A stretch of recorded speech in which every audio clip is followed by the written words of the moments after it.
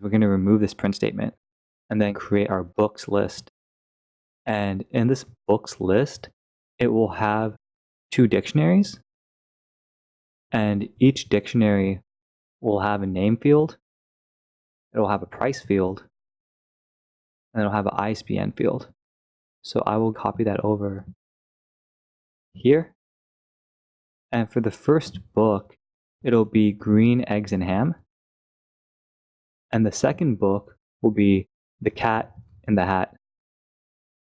And the first book's price will be $7.99, while The Cat in the Hat will be $6.99. And I'll enter the ISBNs of these books right now.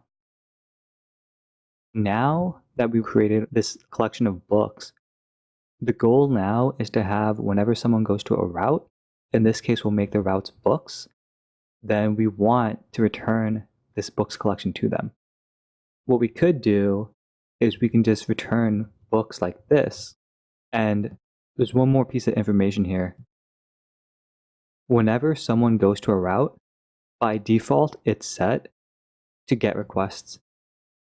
And if we want to override that, we can add a methods equals and put a different method. But since we're using a GET request, it'll always default to that. Whenever someone hits this route of books, the method getBooks will be called and it'll return this list of books back to them. The only thing left to do is, this is a list in Python and we need that to actually return a JSON object.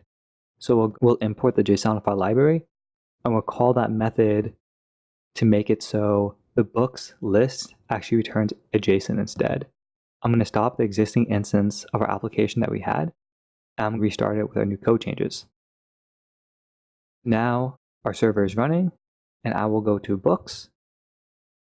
And as you can see, we see the books that we had, which were the Green Eggs and Ham and the Cat in the Hat, which matches our books list.